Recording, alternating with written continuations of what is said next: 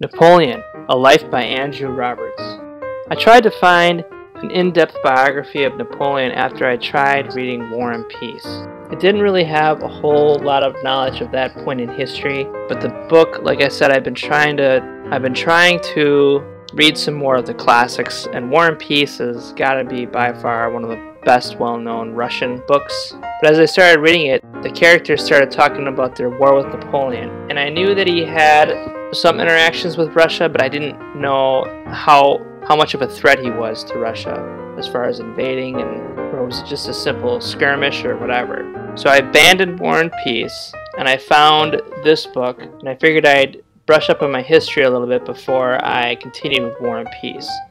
By the way, War and Peace is a pretty long read too, so a little break isn't the worst thing in the world. As I said before, it's a very in-depth look. It starts with his parents, goes through his life as a soldier, when he was just a face in the crowd, how he gets to power, and it builds a very detailed outline of his life through his correspondence and his journals. But if I could wrap up Napoleon's life with one word, it would be ambition. He didn't waste time. He progressed quickly in the army, and this book outlines how he took power, which was kind of a mess, a little bit of a revolution. It really breaks down why he was able to do so much.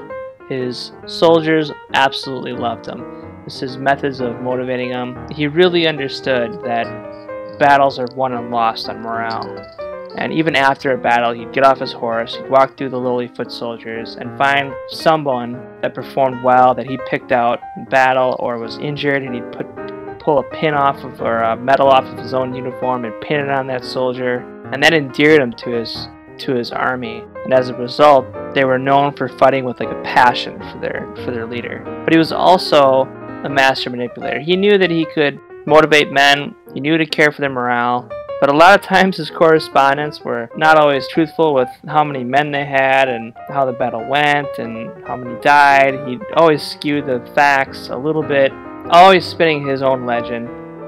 Like for example, when he was in Egypt, he went into the Great Pyramids, ordered everyone out, and then when he came out of the pyramids, he was like white-faced, stone cold, like he had just seen a ghost, and everyone was asking him, "What'd you see in there? What'd you see in there?" And he always liked Egypt. He always said great men had to start at Egypt. And then he looks at likely nothing happened, but he told his soldiers, "You guys wouldn't believe it if I told you." And then he just went on.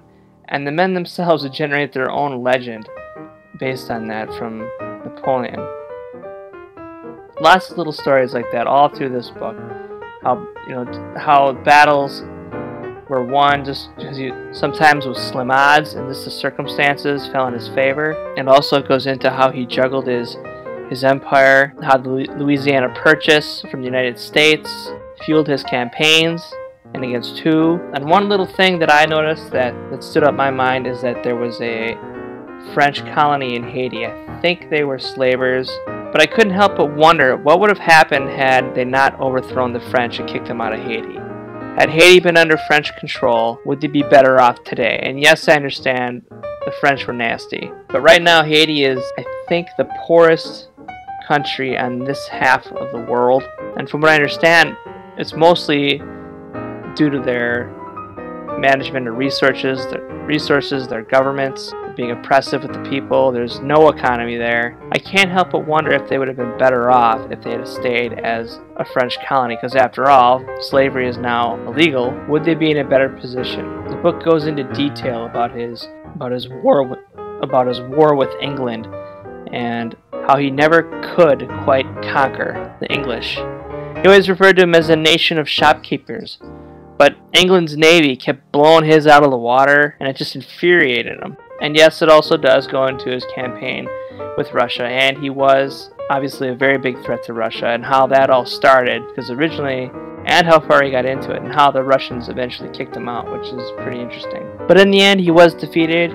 He was exiled, and it does go into detail of that as well as his life in exile. The one thing I liked about this book is how Andrew Roberts portrays Napoleon. He starts as a little bit of an odd person. Just his notes to his girlfriends are just weird, and I don't know how he thought that those notes were going to be love letters that anyone would have liked. But he had a weird sense of romance, and it must have worked for him. But the author does a good job of taking his correspondence and developing Napoleon as a character to where you're actually endeared to him by the end of the book. And it goes into his death and the circumstances surrounding that. Overall, it gives a very well-rounded glimpse of that point in history from Napoleon's perspective, which is what I love from biographies. Let me know if you guys have read it. Leave your comments down below. I do read those. And thanks for watching.